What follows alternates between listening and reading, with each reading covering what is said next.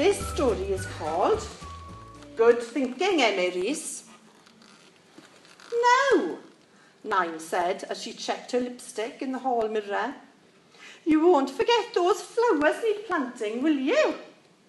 She picked up a handbag. And you'll remember to peg out the sheets. She popped her umbrella into her bag. And you will get them in again if it starts raining. She looked sternly at Taki. And you're going to take good care of Lowry Harve all day, aren't you? Taki smiled. Don't worry, he said. We'll do just what you've asked us to. He winked at Emma Rees.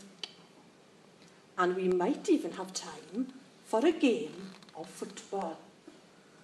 Nine looked at Taki and lifted her eyebrows.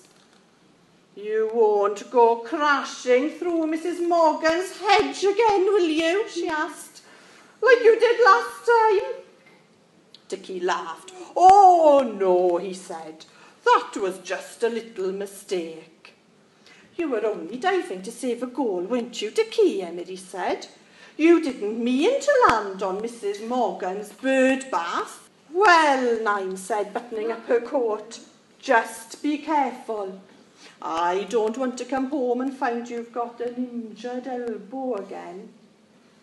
Don't worry, Taki said. We'll be fine, won't we, Emma Rees? Yes, said Emma Rees. We promise. No injured elbows. They heard a car tooting its horn. They're here, Taki said.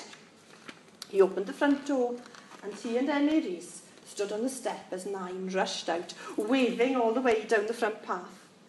Enjoy your day shopping, Emma Rees called after her.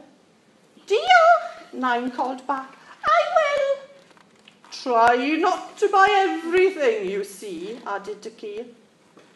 Nine climbed into the back of a car. It was filled to the brim with excited, smiling ladies. The ladies waved to Taki and Emma Rees, who waved back as the car disappeared down the road. Right, Taki said.